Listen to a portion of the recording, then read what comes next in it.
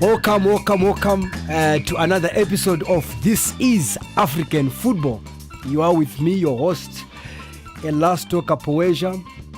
We are going to take you to all the corners of the continent, be it in the north, where the 2019 AFCON is going to be held, be it in the south. We've seen a high number of countries qualifying for the very first time, 5 of them for the Nations Cup, great for the region.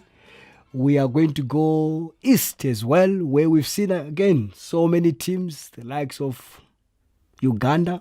They've been there before. They are going back again to the Nations Cup. The TIAF Stars, Tanzania, they are also amongst the 24 teams that are going to qualify for the Nations Cup.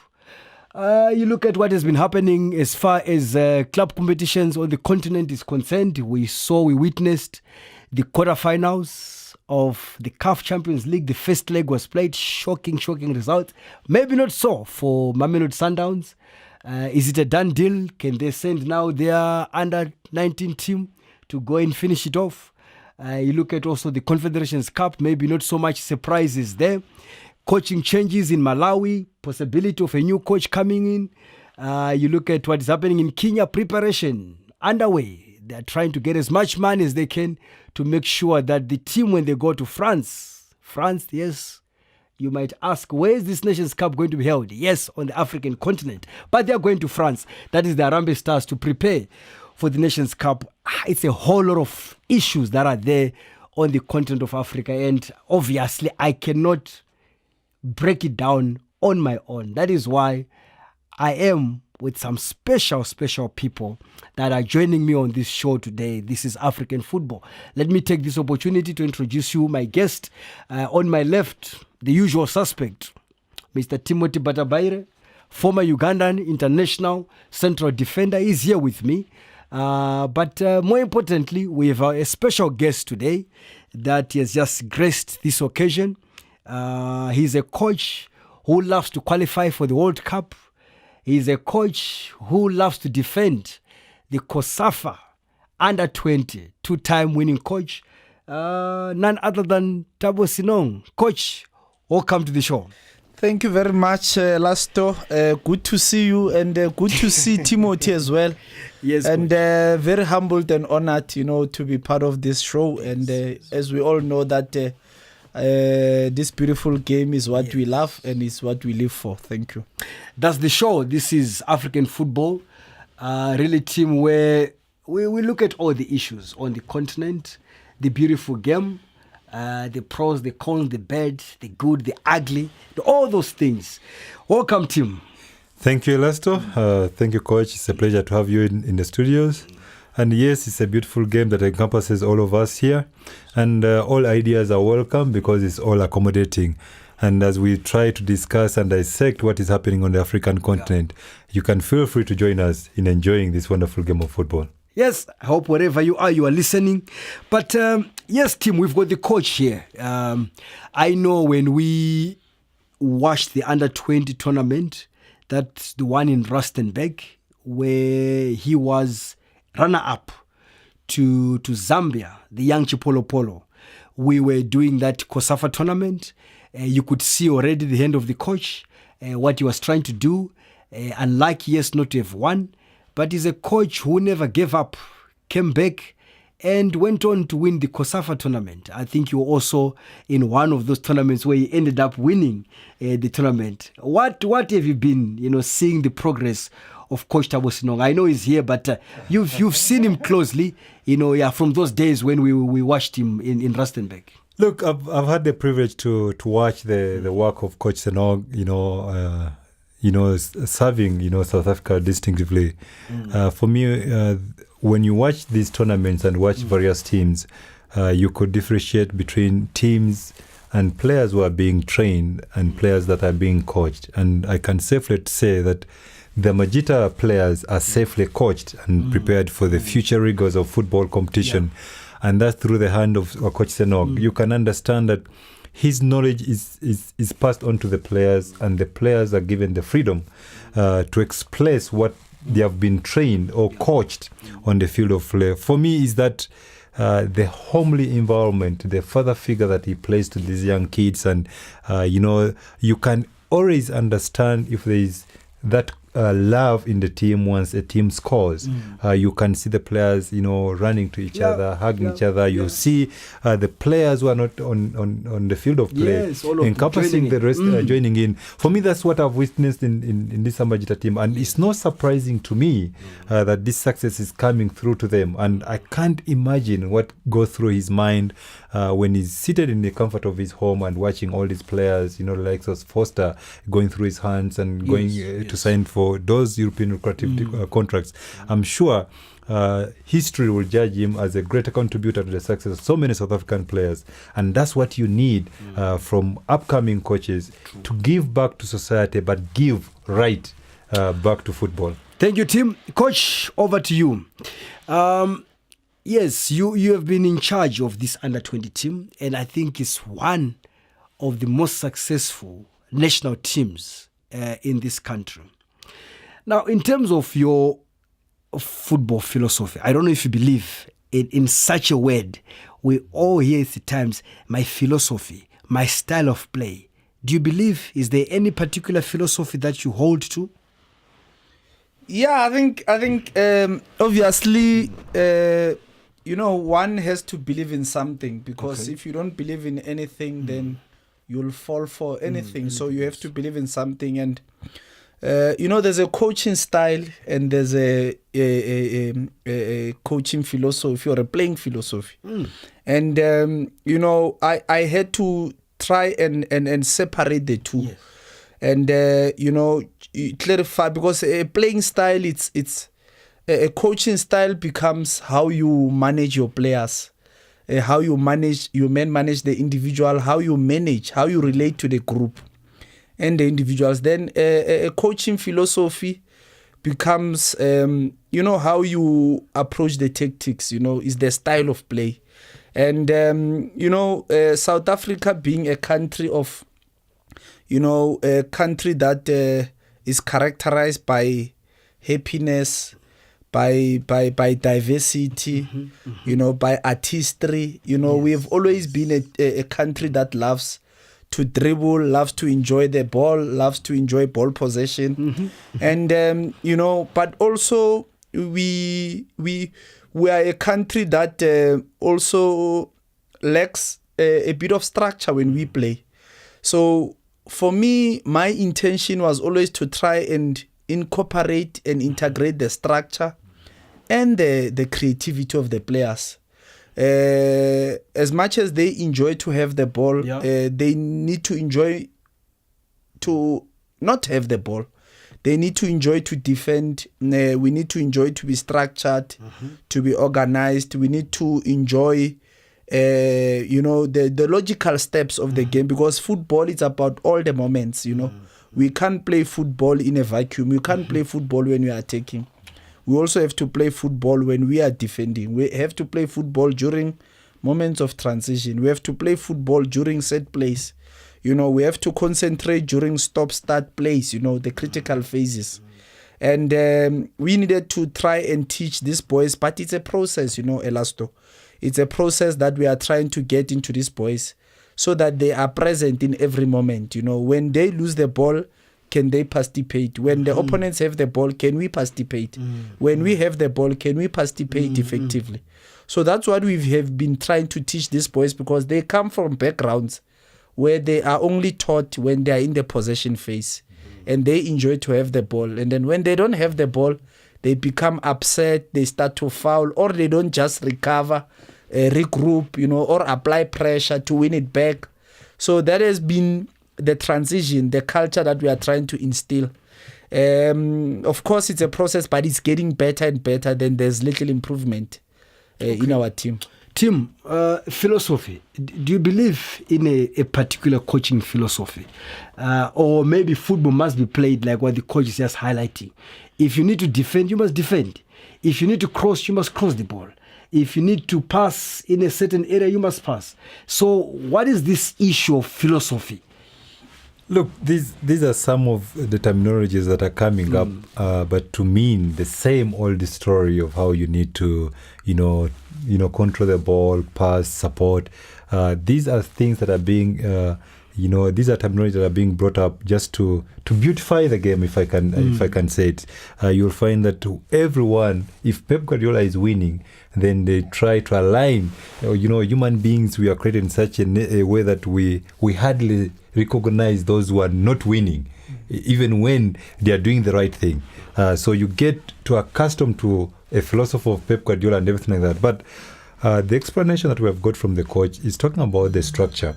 And he has rightly put facts well, saying that, listen, football is played in so many ways. You have got to play football when you don't have the ball, when you're attacking, and you're losing. And football has taught us, if you're a student, if you're a coach, you'll pick up the fact that, listen, you can easily concede the goal when you lose possession, especially when you have had coaches talk about ball watching. It's because when the team is attacking, the players are now admiring their teammates passing around the ball. In those critical moments, you'll find that the defenders are not mindful of which striker is taking the rightful position off their shoulders, and you get those moments. So I'm so glad that the coach is mentioning these facts, and this is exactly what we have been watching in under 20 Amajita team do. They are comfortable on the ball. When they don't have the ball, they are very structured. And I witnessed that in Zambia when they recently won the COSAFA tournament, where they are comfortable to leave the opponent to have possession of the ball in no dangerous areas. So you can have possession however much you want. But the moment they try to get over the center line, to get in those critical areas, they are shaping up very well. They are able to win the ball, and when they win the ball, they exactly know what to use that ball for. And that's what I was saying. Amajita players are lucky and blessed to have Coach Senong, because he is coaching them, unlike players who are being trained. Okay. We can go on and on. You coaches, I can tell you. Now, let's look at a little bit of your personal career, Coach Senong. Who would you say played a role in your coaching career? Because these things sometimes don't just happen. Maybe somebody who inspired you, maybe someone who held your hand and said, look, let's go in this direction. Who's that person, if there's one? Yeah, it's when they say it takes a community to groom a child, I think I'm one of those products, because, my journey in coaching has given me an opportunity to interact with different figures in the amateur structures and the professional structures. Grew up in Soweto, and then that's where I started my playing career as an amateur footballer, and also my coaching career, as a developing coach, and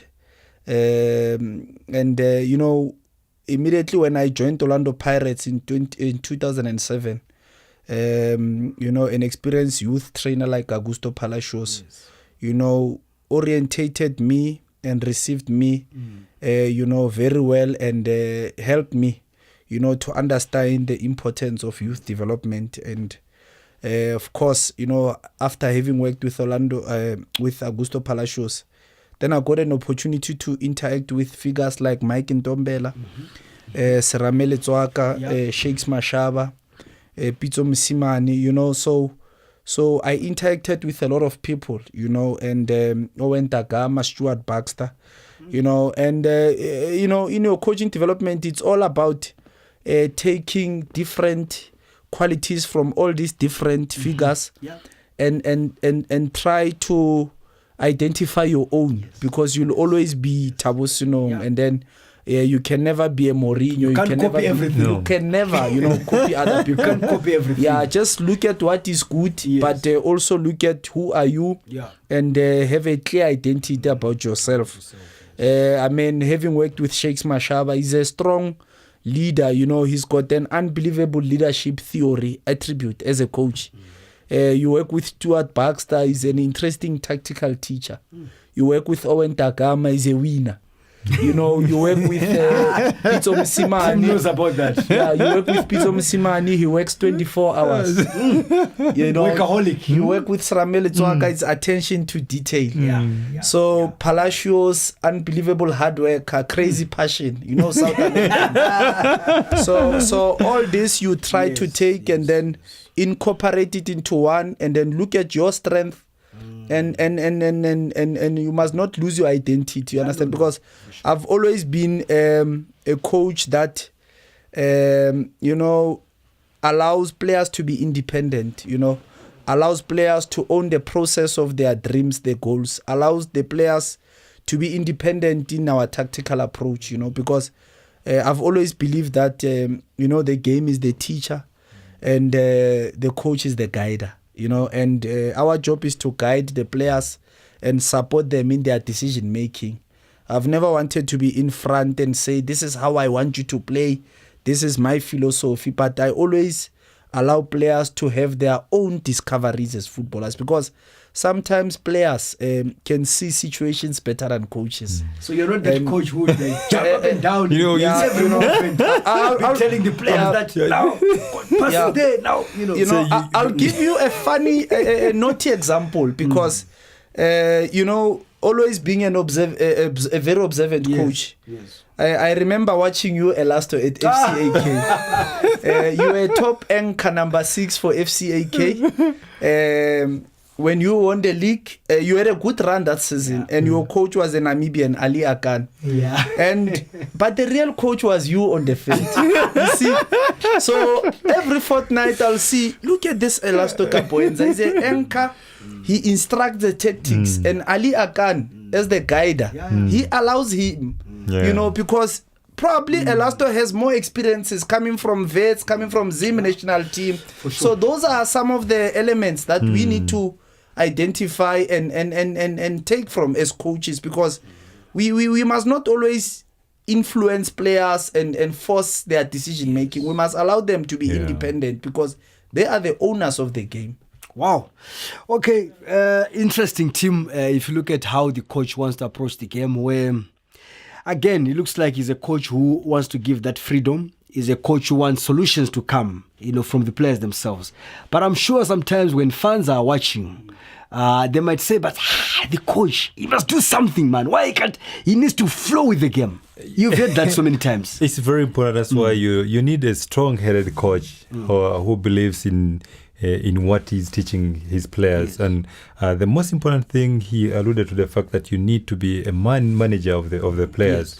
And I'm telling you, once you succeed in managing your players well, I think that's where many coaches they get it wrong. And now the tactics, they're fine. And coach is raising, management. Coach is raising something that is very interesting. Yes, sometimes you'll watch, you know, an interview with the coach after the game, and the coach will say that the players are not following instructions. To me, that's already giving me, you know, question marks, because there is no way a player will not follow your instructions. What is alluding to the fact that, yes, you're going to have moments of play when you're on the sideline where you cannot instruct anything. Yeah. You need players that you have groomed as leaders on the field of play to be able to try and rectify a situation. I can give you an example. You know, I was a central defender. Yes. You know, you are playing Al-Haj Diop. Al-Haj Diop, very strong, very skillful. Once they play the ball to him, you can never win the ball from him. Yes. And then you're going to have maybe a coach telling you have to be a man marker to this guy. This guy is very strong. But with one arm, he might turn. With one arm, he's going to turn. You know, he's going to take you left as he's turning the ball on right. Yes. So the understanding of the player will say, no, let me not go tight. Yes. Let me wait for him to try and turn. When he turns, I try to poke the ball, and the midfielder will win that ball. Now, when the coach sees you not very tight, will say, this player is not following instructions. And it's going. So if a coach cannot have that understanding with his players, then you're going to have coaches labeling players as big-headed, they don't follow instructions. 100%. And that's when you're going to start seeing that in this country, they will start saying the disharmony in the team. And that shouldn't happen, because if there is disharmony in the team, players are not following instructions. For any student of the game, that already will pick up that, yes, the coach is not having a clear understanding of what he's doing on the field of play. Wow, thanks, gentlemen. The show is This is African Football. We are with our special guest, that is Amajita coach Thabo Senong. Coach, you traveled a lot on this continent. What lessons have you learned, have you picked up that have helped you? I mean, you've qualified for the World Cup twice already as a result of all these adventurers that you've had on the continent. Yeah, no, of course. I mean, this is my 7th year now with our federation, South African Football Association. And, you know, having worked as an assistant coach part-time, 2012, 2013, then full-time with the national teams. And, you know, I've been in 5 AFCONs in total, 2 AFCONs as an assistant coach and 3 AFCONs as a head coach. And, you know, one could see that continental coaching and playing in the continent, competing in the continent, it's something different because you have to face different opposition, different styles, demands. East Africans, North Africans, West Africans, you know, Central styles. Africans, and completely different, you know, from COSAFA. And but one will say, you know, the trends. If you look at our African countries, one thing that is dominating is still the athleticism. You know, these teams will always, you know, dominate with physical attributes, power, speed, pace. You know, and of course, set plays are very important. You know, critical phases. You know. Emotional stability when the referee is bad. Can you continue to stick to your game plan irrespective of the decisions of the ref?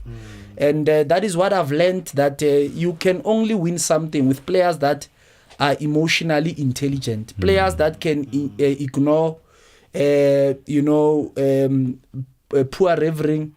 Poor conditions at times as well. Poor That you're not conditions. used to. You guys are blessed. Exactly. You are blessed with everything. As South Africa. Absolutely. You know, you've got 5-star hotels. In South Africa, if they want to punish you, they take you to Garden Court. You know. Yeah, exactly. All those things. Can they manage the hostile crowd? Yeah, true. So that's what I've learned, that we need to prepare, train our players under pressure, train our players to compete out of their comfort zones.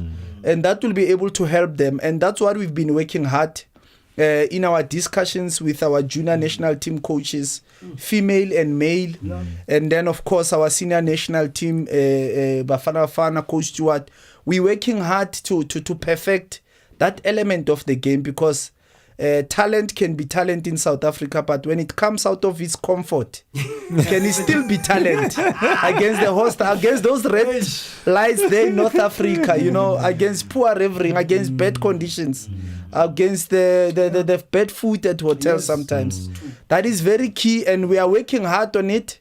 And it's important because we need to produce players, we need to build teams that can do well in the continent and outside the continent. And it's a process that we are working hard to change at the moment. Yeah, you don't only play in the COSAFA region, you go out.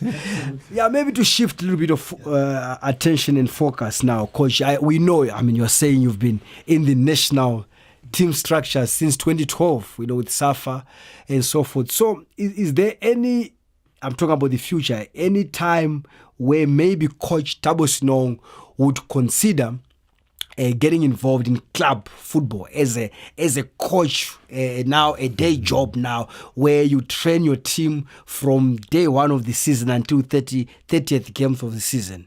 Yes, no doubt. Definitely, there will come a time where there will be a transition from being a national coach into a club coach. It's one of my ambition, because it will give me an opportunity to, you know, work every day and try to instill you know, a certain coaching style, a certain playing philosophy on a daily basis. Because, you know, having worked at national team, it's you know, you work against time. You don't have enough time. You are always limited in terms of preparation days, and sometimes you are not able to achieve what you want to achieve in terms of what you want to get out of, you know, your way of playing. And but then, so that is one of my ambitions, you know, and I'm fully aware that performance football demands a lot from a coach, because you get problems every day. I always say in national teams, I get problems during the weekend. Then I can go But back now home, in club reflect. Club football, every Monday, Tuesday is problems. The president want to see you. The chairman of the clubs, the supporters are crying. There's issues with players. There's injuries. And the media also wants you to give them something in their conference. So it's tough. But I think I've been preparing for that. And there will come a time, and it is up to my federation, because I'm in the hands of SAF at the moment, and they will always guide my direction, influence my direction, and also it's also about the opportunities. The club that is willing to give me an opportunity, Yes. if it's not available, I'll have to keep to wait, and then if it's available, Waiting for the right one moment. has to grab the opportunity and try to influence the direction of our football in a club. It is my biggest ambition, because I've got ideologies as a coach, but I need time, I need a good environment to influence that, and I need to work every day.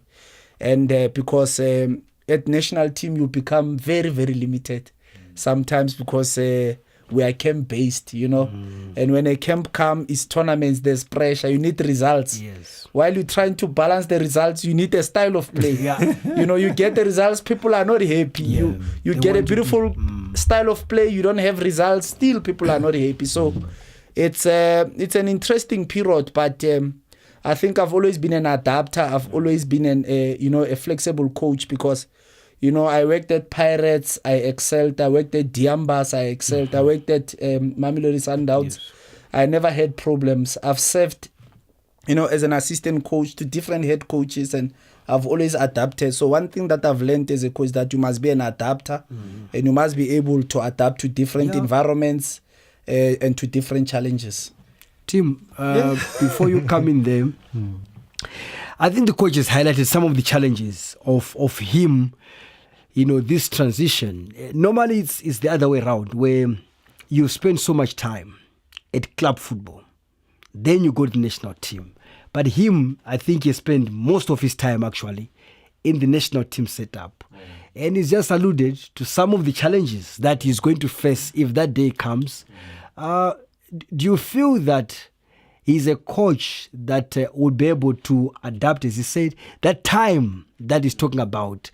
We've seen that these crazy football bosses, fans all over, that time is limited when it comes to club football in terms of instilling, maybe your philosophy, the way to do things. So what kind of advice would you tell the coach now, that when that day comes, coach, be ready for this? No, yes, he knows exactly what to expect. And for me, I can say that, yes, he's a great adapter of the game, and the conditions is adopting. For me, it's always very important, like he's saying, when the opportunity arises, then he will be able to take it on. And if it doesn't, he will continue doing what he's doing. But for me, my prayer is that he's able to find a structured club that has got the board of governors, the owner of the club, that do understand football. Can you name that one club? We have got Cape Town with Benny McCarthy. We have got teams like that. Stan Matthews. Yes. In Supersport. I have no doubt in my mind that they understand what football is. And now, just hold your thought there. Now, if the coach right now, if there's a team that would say, we've seen Coach Thabo Senong, we want him, if he has to choose, where must he start? Where must he start? NFD, PSL, assistant coach, where must he start? No, head coach of the PSL side? Let me tell you, once you're a champion, you're a champion. You can't go. So he can handle anything. There's nothing less than being a champion. Oh. You cannot start going to say, no, let me first try to play to fight relegation when you've already not fighting relegation. That's what I'm saying. Yeah. So if you're a champion, you're already a champion. Is an NFD side or a PSL side good for Coach Thabo Senong as a start? Where would he start if he has to choose? He can even start at the cream of the PSL team. There's no doubt in my mind. Remember, most of the upcoming players that have turned out to be very great, they have gone through his hands. So he has handled them. He knows what to expect. They are playing in the PSL, most of the players. We always attach this English word experience onto it. But I can assure you that what I've learned in football is that when you become experienced, then you're going to be accused of being old, as if you don't know that you are old. But Tim, I want you to be real. I want you to be real. Yes. There are coaches that have been fired. Yes. even at training sessions, before even the first game. So I'm saying that's in reality, as a coach who relatively would not have that experience at the moment of club football, where would he start? That's what I'm Well, you can't say that even as a school. Super Sport, for example. I've told people when I've done my coaching badges, if you want me, I need to put down what I need that we can do and not do. And I'll be honest with you, yes, I need the job, but I'll need to let you know that I'm the coach. I'll be able to do this and this and this. And then we agree. We get a contract. So if you think you're going to come and say this and this, I'll say, listen, this is what we agreed on, and it's not this. For example, you have situations where a coach is being bought players for and is expected to coach these players. Now, that is already an indication that, listen, you've got me the players that you want, not what I want. So already I'll be able to put it to you, listen, we need to get what I want to be able to have those expectations that you want from me. Less of that, then we're going to have a problem. I'll have to take time to try to get these players to understand what we need to do on the field of play to be able to get you the results that you want. So there's that education and understanding between the two. I can assure you right now that he's going to be a great hit when he makes a decision to go into a club football. And I can safely say that so many players will be willing to play under him, not at the maximum payment of money, but because they understand that they're going to be enjoying football, and then the payment will come later. I think it's going to be easy for Coach Thabo Senong. You look at the players that you've worked with, Coach, that are playing in the PSL right now, and I'm sure most of the teams, whenever you become available, will be very, very happy to have the coach of your caliber.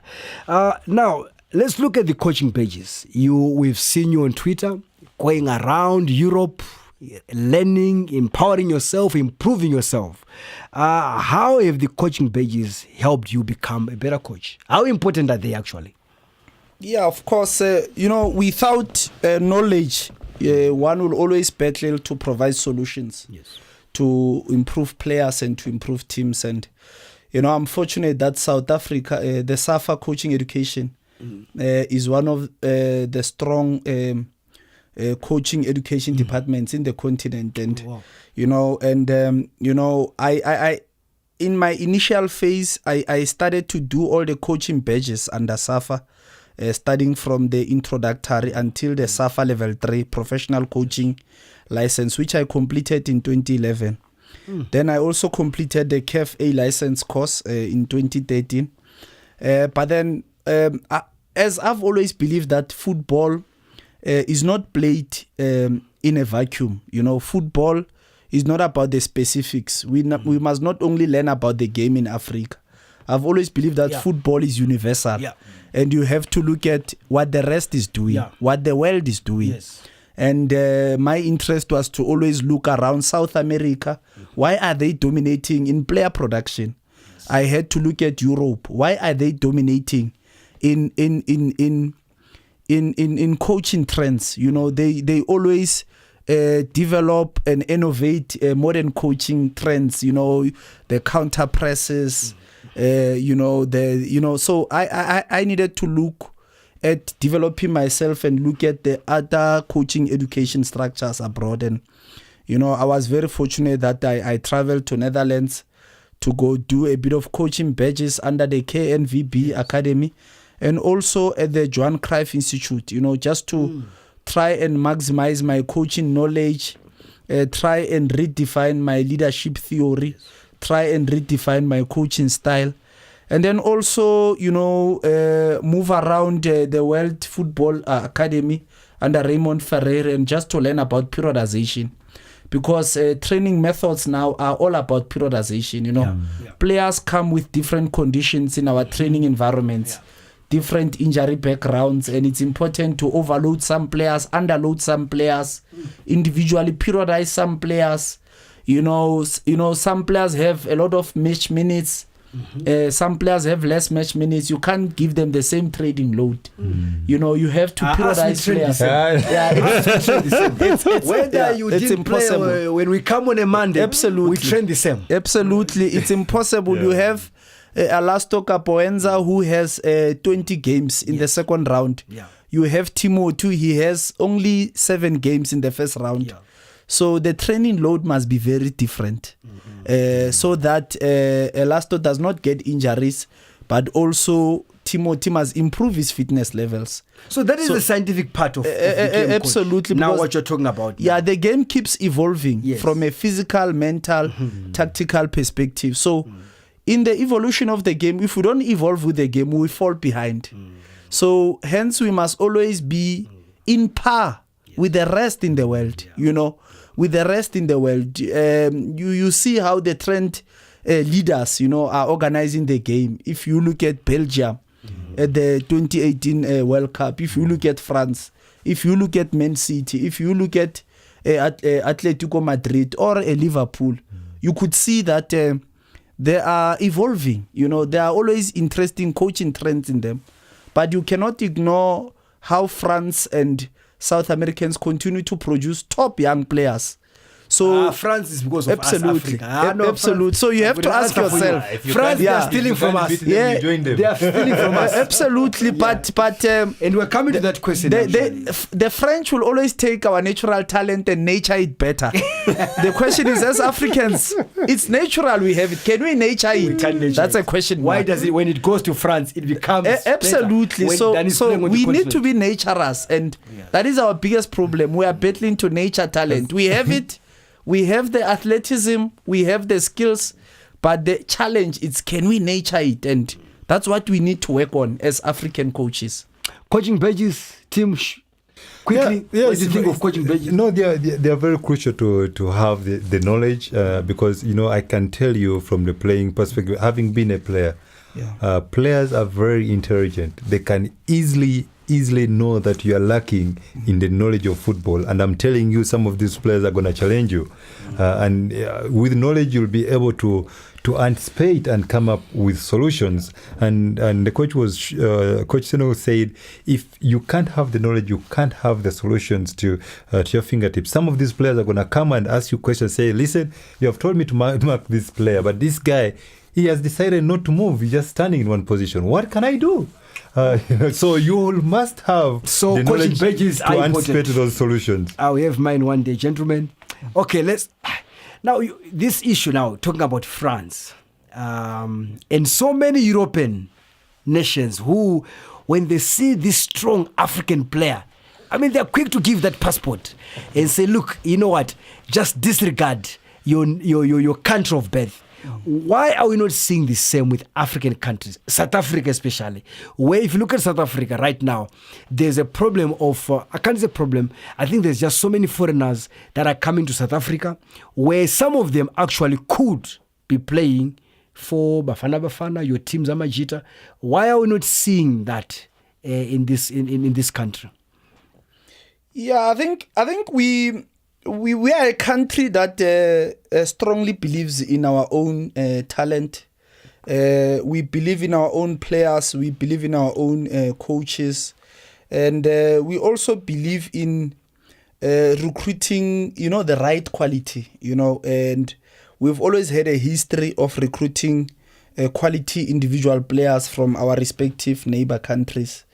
And it has helped us. We've sourced a lot of players from East Africa, Sikafa regions. We've sourced a lot of players from the Kosafa regions, countries like Zimbabwe, Zambia, Malawi. So we've always been a country that has a league that continues to grow very fast. PSL, ABSA Premiership, it's one of the biggest, leagues in the continent. And even in the commercial side, the marketing side, the remuneration side, of players, you could see that it's a big league where a player can make a very successful playing career, just playing only in South Africa, and that has made our players, to forget about working hard and continue with their careers abroad, and it has stopped and disturbed, the transfer of players going abroad. So we are not exporting enough players because players are so comfortable with this beautiful brand. Players are so comfortable with playing here, and we need to try and change that and have players having the ambition to travel abroad and play abroad. And with coaches as well. We need to produce coaches that will be ambitious enough to go and coach in other regions in the continent, and also coaches that can go and coach in small countries abroad. I believe that it is possible, but we need to change the mindset of our product, especially from a player's point of view and a coach's point of view. The administrators of our professional league has done an excellent job.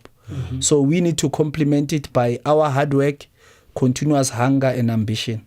Tim, on that issue, before you go to that point, where I'm looking at South Africa, I'm looking at yourself. Yeah. You've migrated, you came to South Africa, you played.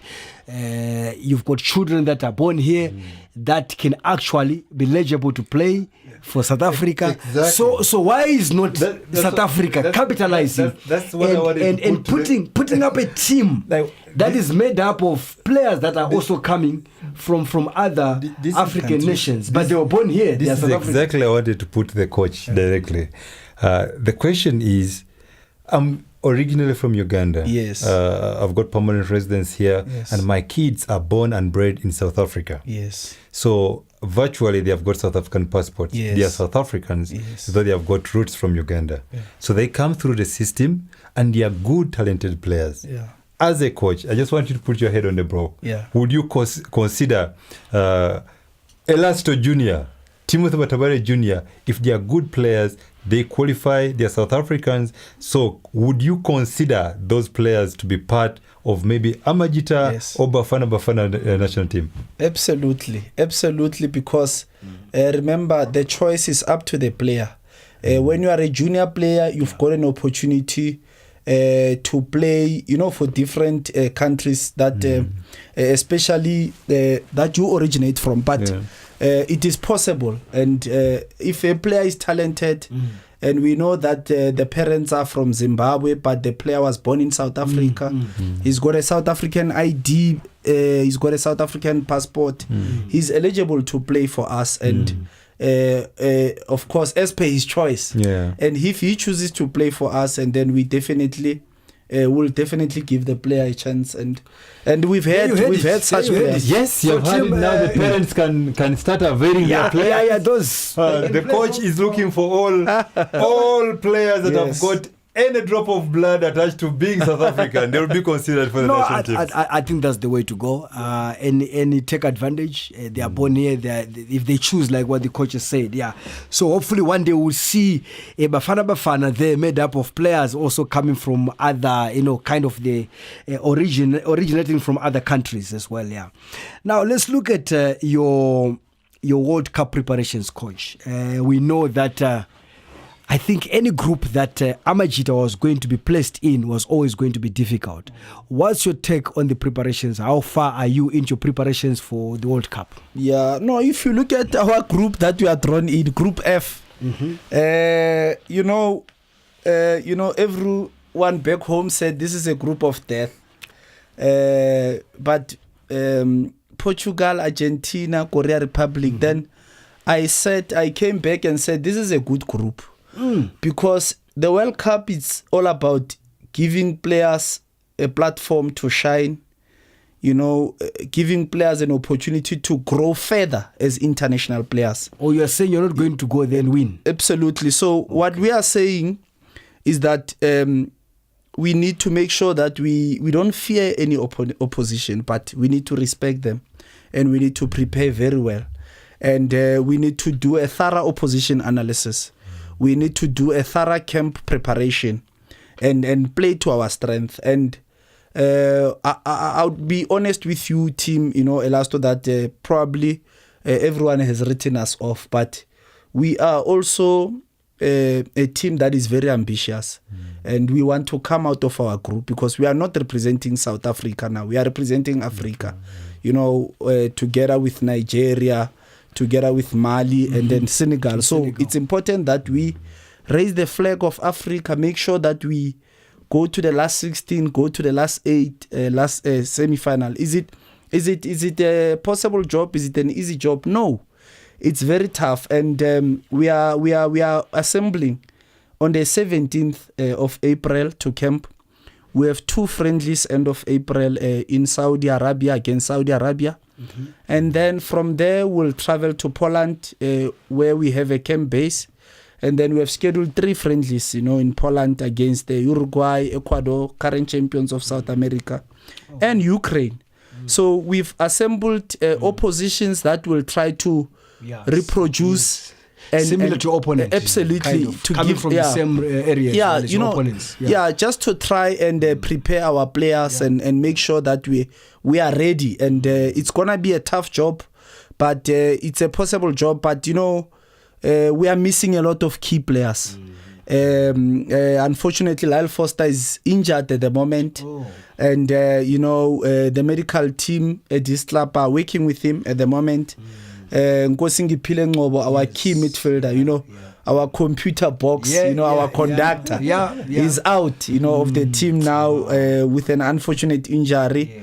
And we also had an unfortunate incident, with Wiseman Meyiwa. So we've lost a lot of key players.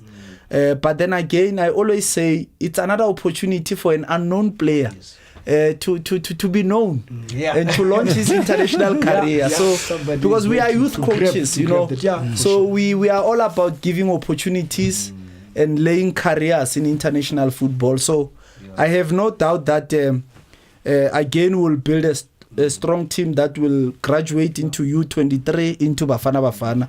The future looks bright, but we have to compete, not fear anybody there, but respect our preparation and respect our analysis, and we'll definitely have a good World Cup. Tim, do you give them a chance? Against the last time, let me just give you this statistic.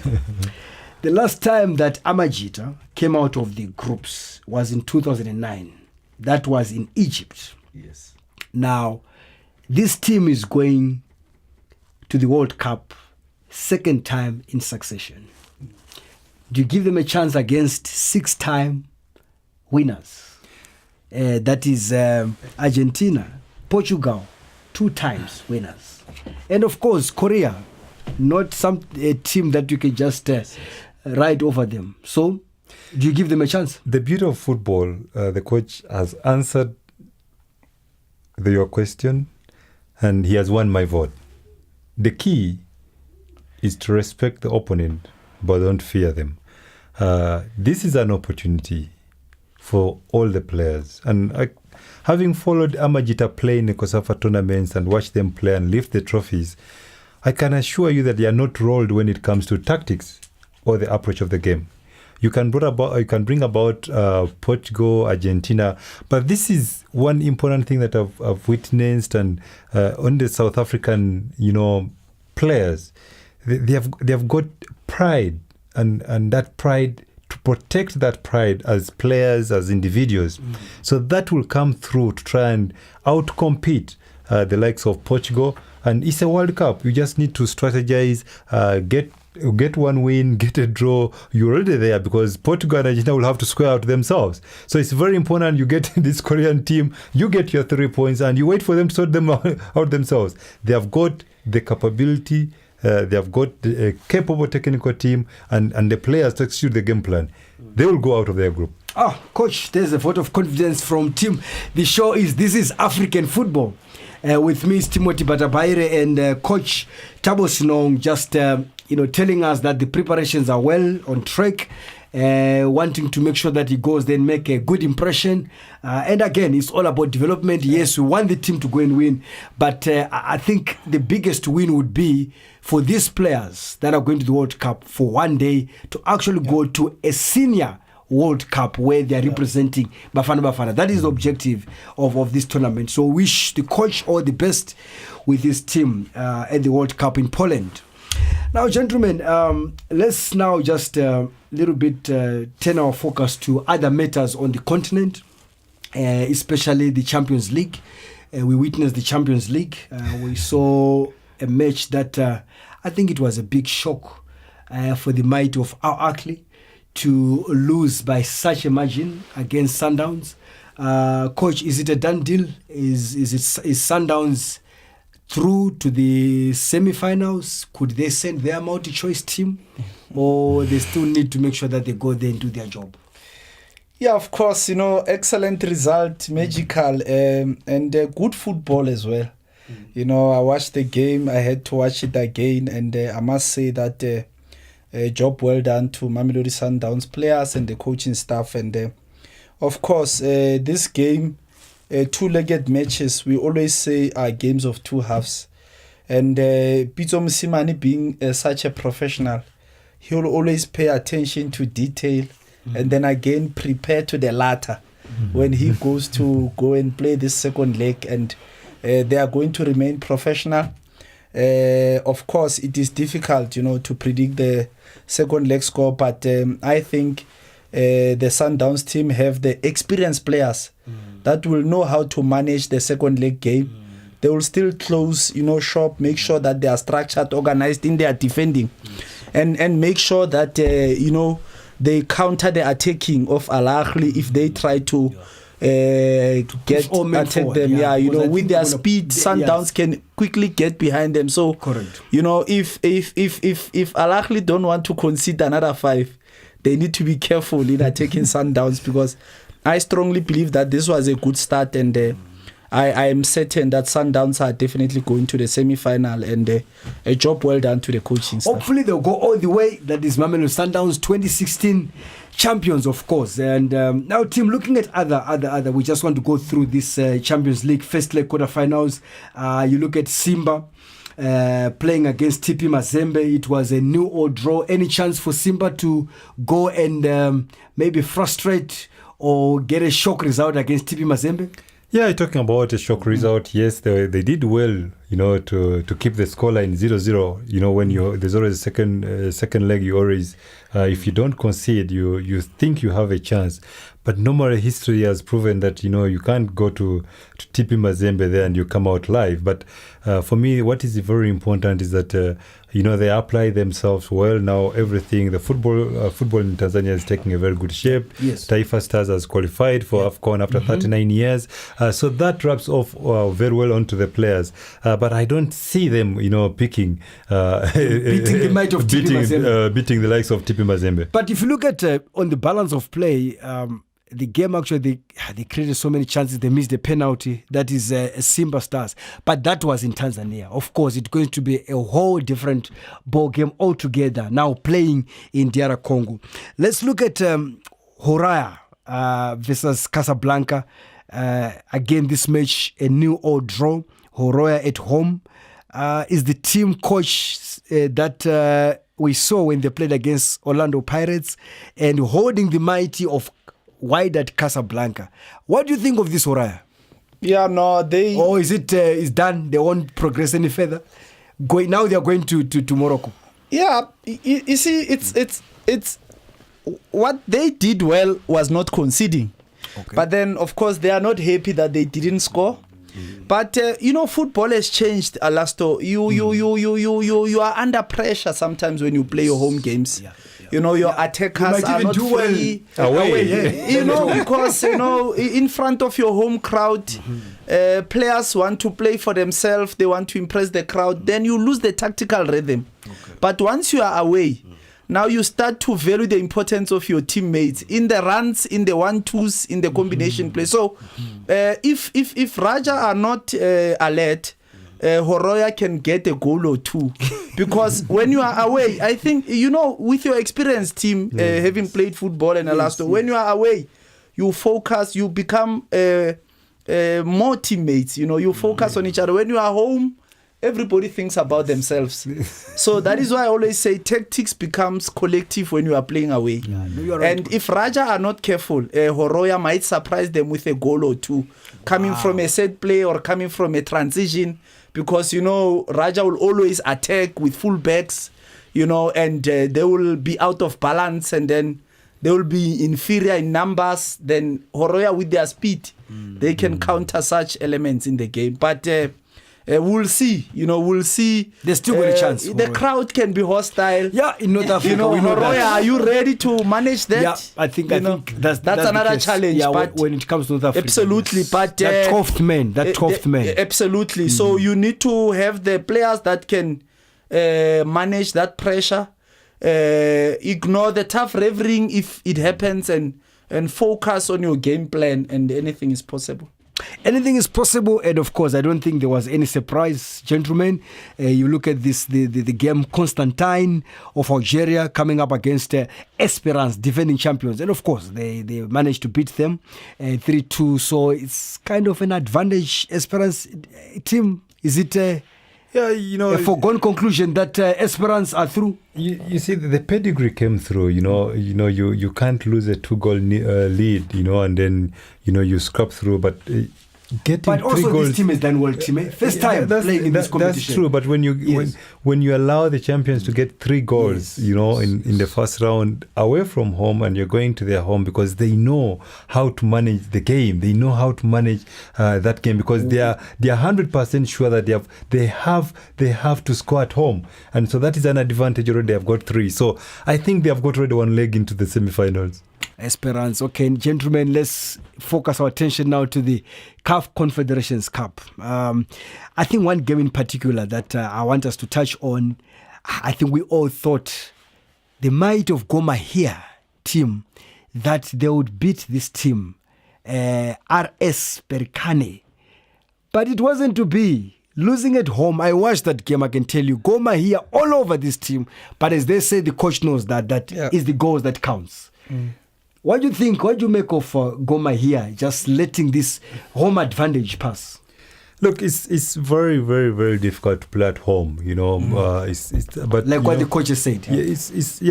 Maybe it applies now with this Goma here. You played and you know the game, that at home there's that pressure that comes from everywhere, from the club owner, the fan. Everybody expects you to win the game, irrespective of the opponent you are playing. So it's very important, the management of the players, and that comes in the technical team, to understand and assure these players that, listen, this team is very strong and very technically disciplined. If you misbehave and lose the ball in critical areas, we shall get punished. Now, once you get to manage that, then you will play accordingly, and when it's right, you get the goal. You don't rush it. So for Gomaria, remember they are going also through a transition, losing their coach to Black Leopards. To Black Leopards, coming over here. Walisimbi left. So you have that transition that's going on, and now they have lost 2-0. I don't see them qualifying, but what they can take from this championship is like, Gomaya has been a very good ambassador of Kenyan football, and with the Harambee Stars qualifying for the AFCON, I think it will anchor well for their development and growing the game of football going forward in Kenya. We wish Goma all the best.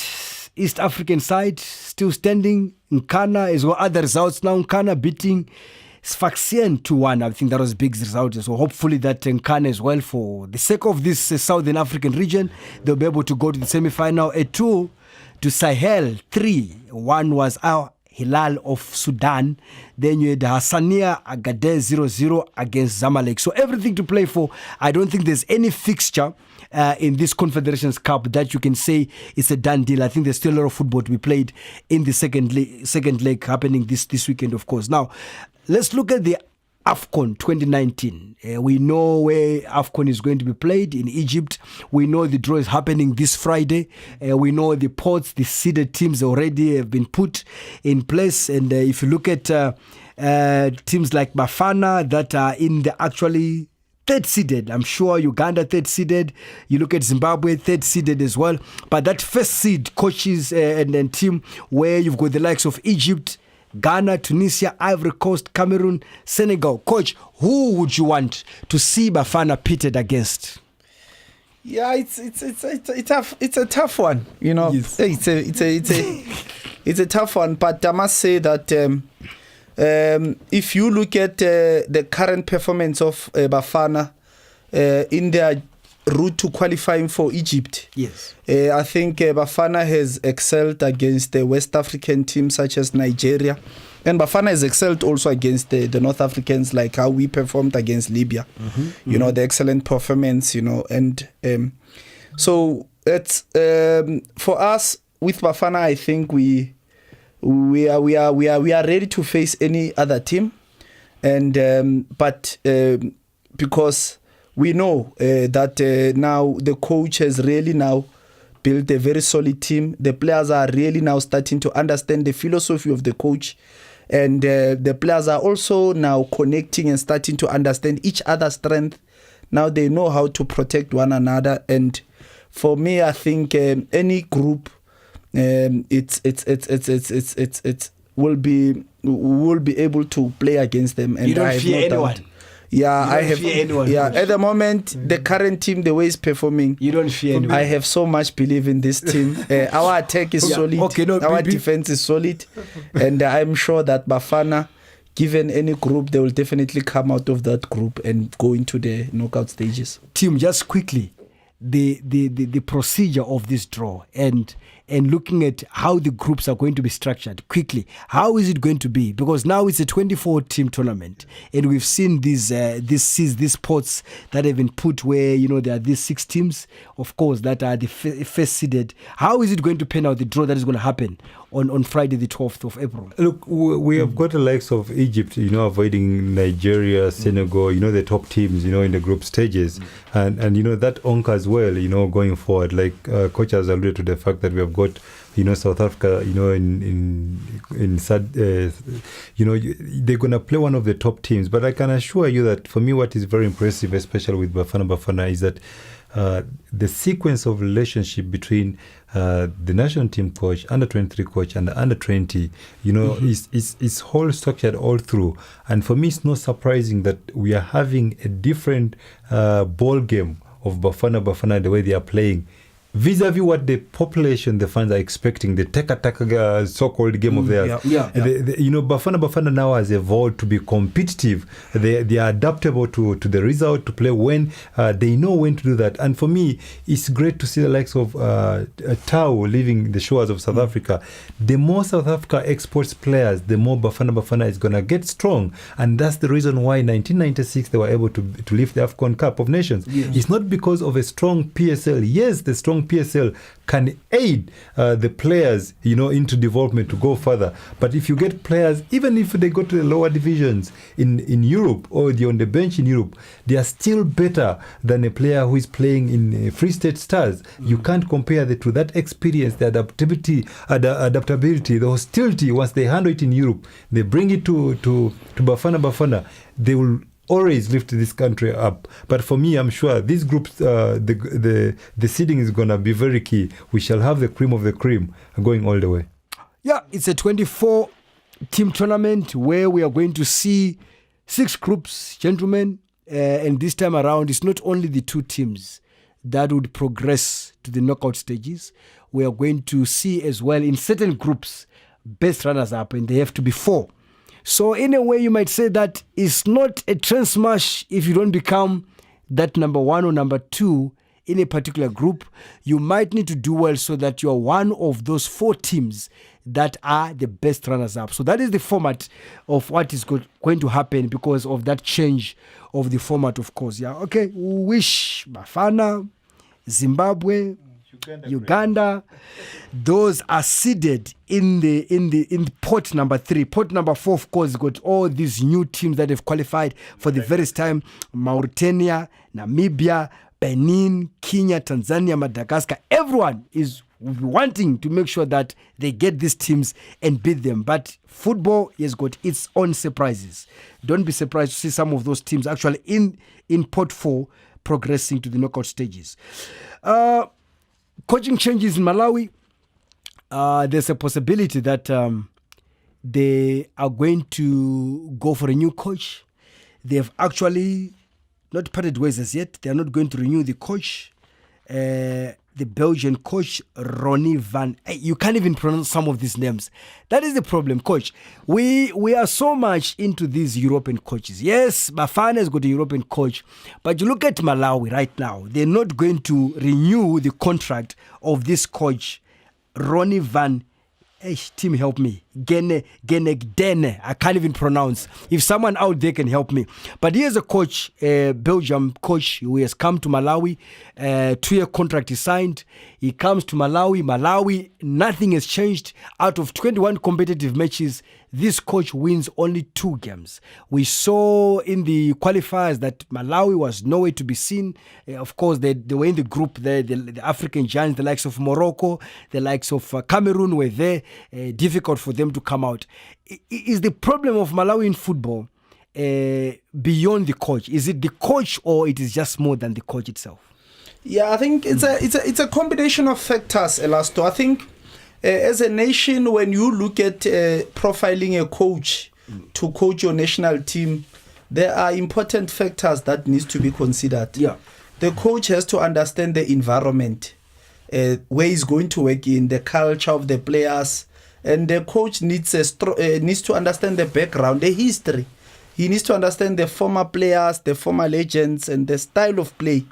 And he needs to... So, now, the biggest mistakes that are made by this federation sometimes, they just go and get a good coach. So, a good coach, you can go and get a Pep Guardiola. Does he understand the environment? Mm-hmm. Does he have a good background about the football in Malawi? So, we must not only focus on the qualities of the coach, but we must also focus on the coach's understanding of the environment. Because for any coach to shine, he needs to understand the environment. How do you coach these players? What makes them tick? You know, what kind of music do they love in during camp? You know, do they this like coaching job is serious? So it's very complex. Now, so I wouldn't really say the coach failed. I would always say maybe the coach took time to understand the environment, and at that expense of what? The results. So I think it's very, very important that foreign coaches need to understand the environment. So that's why maybe the foreign coach needs to come into the country and coach a club first.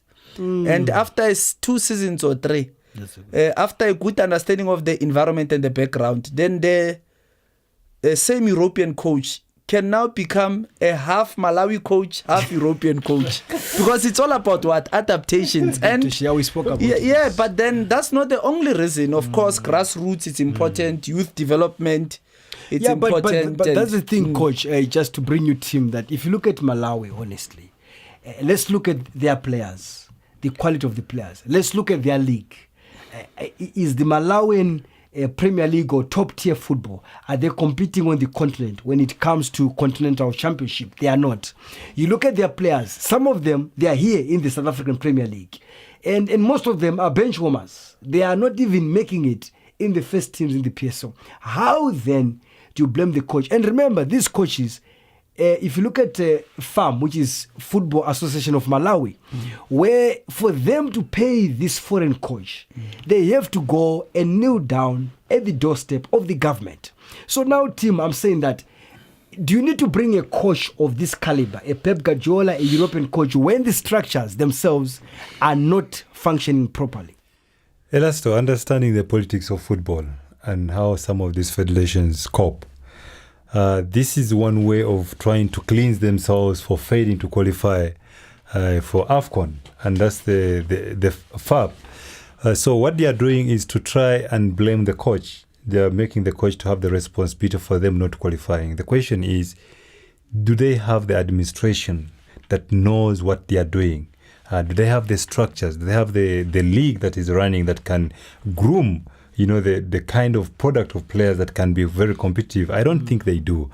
So I think we had the same scenario at COSAFA, where you have that national team coach trying to come and try and interact with a national under-20 coach. And, when you have a discussion with under-20 coach, you could see that there was no, relationship. It's just an imposition that he has to be in camp with under-20. So you could have that there is no understanding. That's why Coach Senong was saying, you should have a coach who is willing to adapt, live in the country, and try to allow to become Malawian or Zimbabwean or Ugandan. But now I can tell you, if they can get, we have got Patrick Mabedi. That's the one. You have got John Maduka. Yes. Ernest Mutawali, who has also served as a national team coach. Now, this is what is interesting, is that they are willing to go and beg the government to pay the foreign coach, but they're not willing to get the same, maybe half the pay to the likes of Ernest Mutawali, the likes of Patrick Nabedi, to be able to have these players to speak their own language, who have played for the national team, they have got pedigree, to be able, because if you can coach Kaizer Chiefs of South Africa, why not the Malawi national team? Why not the Flames of Malawi? Gentlemen, we can go on and on and on and on. Those who are listening, stay tuned. Again next week, we can't finish it in an hour. Football on the African continent, there's just a lot that we can cover, but we thank you nevertheless for listening. Thank you for my special guest, that is Coach Thabo Senong, for coming to be with us. Hopefully we'll see you next time, Coach. Wish you all the best with your World Cup preparations. Go and bring it home. Timothy, as usual, thank you for coming, and your contribution always valuable. So for those who are listening, see you next time, same place. This is African Football.